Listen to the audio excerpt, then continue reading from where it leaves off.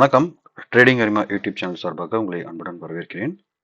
இன்னைக்கு நம்ம லைவ் மார்க்கெட்டில் தேர்ஸ்டே எக்ஸ்பைரி டே. ஸோ இப்போ ஒரு சிம்பிள் ஸ்ட்ராட்டஜி தான் நிறைய பேருக்கு தெரிஞ்சிருக்கும். என்ன பண்ணுறோம் அப்படின்னா, நம்ம ஃபஸ்ட்டு இண்டிகேட்டரில் மூவிங் ஆவரேஜ்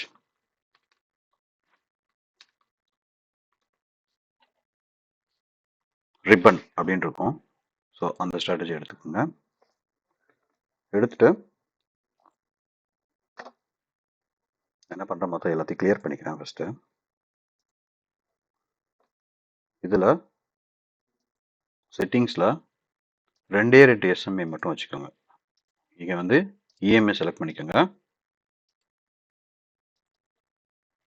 இதையும் 20 ஆக்கலாம். மேலே இருக்கிறத ஹையும் கீழே இருக்கிறத லோன்னு ஆகிக்கலாம். ஸோ ரெண்டு இஎம்ஐ செலக்ட் பண்ணிக்கிறோம். ஹை லோ 2020 அப்படின்னு வச்சுக்கிறோம். ஓகே கொடுக்குறோம். இப்போ எக்கினாஷி கேண்டில் செலக்ட் பண்ணிக்கிறோம்.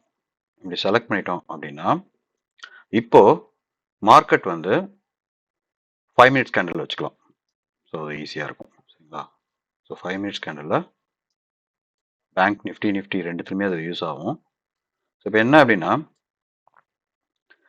மார்க்கெட் 5 மினிட்ஸ் கேண்டில் எங்கே இப்போ க்ளோஸ் வச்சுது, இந்த ரெண்டு மூவிங் ஆவரேஜ்க்குள்ள க்ளோஸ் வச்சுது அப்படின்னா, if it's a green candle அப்படின்னா நீங்கள் என்ன பண்ணலாம், கண்ணை மூடிட்டு நம்ம கால் சைடு எடுக்கலாம். ஸோ ஃபார் எக்ஸாம்பிள் இப்போ 18,668க்கு க்ளோஸ் ஆயிருக்கு. 18,687 க்ளோஸ் ஆயிருக்கு.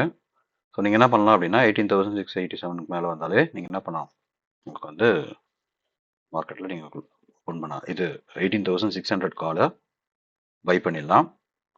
பண்ணிங்கன்னா உங்களுக்கு ஆட்டோமேட்டிக்காக உங்களுக்கு சிம்பிளாக ஒரு 10 to 20 பாயிண்ட்ஸ் நீங்கள் ஈஸியாக மேனேஜ் பண்ணலாம்.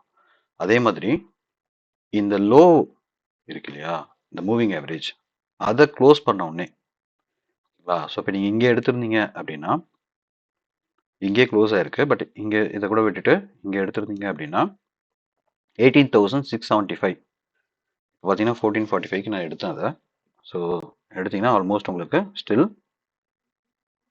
நெகட்டிவ்ல தான் போயிட்டுருக்கு. சரிங்களா? கிட்டத்தட்ட ஒரு சாலிடாக ஒரு 120 பாயிண்ட்ஸ் நம்ம 100 சரி 30 பாயிண்ட்ஸ் இல்லை 40 பாயிண்ட்ஸ் நீங்கள் ஈஸியாக கேப்சர் பண்ண முடியும்.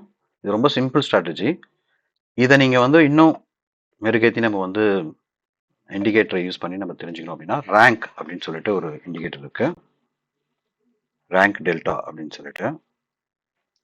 அதை நீங்கள் அஸ்பதி அப்படின்றவங்களோடது. இதை நிஃப்டி பேங்க் நிஃப்டியோடைய மேஜருடைய ட்ரெண்டிங்கு. இதில் எல்லா இண்டிகேட்டரும் இருக்கும். நான் என்ன பண்ணுறேன் அப்படின்னா, இதை பாட்டமில் வச்சுக்கிறேன். ஸோ தட் உங்களுக்கு ஈஸியாக லோட் ஆகுது. ஓகே, ஸோ இப்போ இப்படி வச்சிட்டோம் அப்படின்னா, இதில் விவேப் இருக்குது, அலிகேட்டர் இருக்குது, ஆர்எஸ்ஐ இண்டிகேட்டர் இருக்குது, எம்எஸ்சிடி இருக்குது, இது எல்லாமே இருக்குது. ஸோ இது பேங்க் நிஃப்டியில் ரொம்ப சூப்பராக ஒர்க் பண்ணும். நிஃப்டிலையுமே உங்களுக்கு பார்த்தீங்கன்னா இது இந்த மாதிரி ஒரு இண்டிகேட்டர் இருக்குது. ஸோ நீங்கள் அதில் மேஜர் ஹெவி வெயிட்டட் ஸ்டாக்ஸ் அதெல்லாமே இதில் இருக்கும். அதோடைய கரண்ட் இப்போ நீங்கள் 5 மினிட்ஸ் வச்சிங்கன்னா 5 மினிட்ஸ், 3 மினிட்ஸ் வச்சா 3 மினிட்ஸ் வச்சு பண்ணலாம் நம்ம.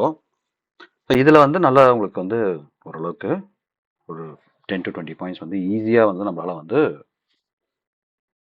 ட்ரேட் பண்ண முடியுது. சரிங்களா? இந்த வீடியோ உங்களுக்கு பிடிச்சிருக்கும் நம்புகிறேன். இதை நீங்கள் இன்னொரு விஷயம் பார்க்கலாம். இப்போ பேங்க் நிஃப்டிலையுமே என்ன பண்ணலாம்னா, நான் பண்ணி காமிக்கிறேன் உங்களுக்கு. இது நிஃப்டிலையும் பேங்க் நிஃப்டி ரெண்டுமே இருக்கணும். 5 மினிட்ஸ் கேண்டில் இதில் பார்த்தீங்கன்னா இங்கே க்ளோஸ் வச்சுருக்கு.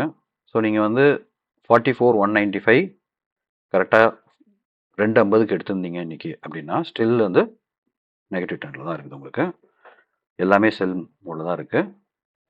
ஸோ நம்ம தைரியமாக எடுக்கலாம். ஸோ திருப்பி நான் இண்டிகேட்டரை பற்றி சொல்கிறேன்.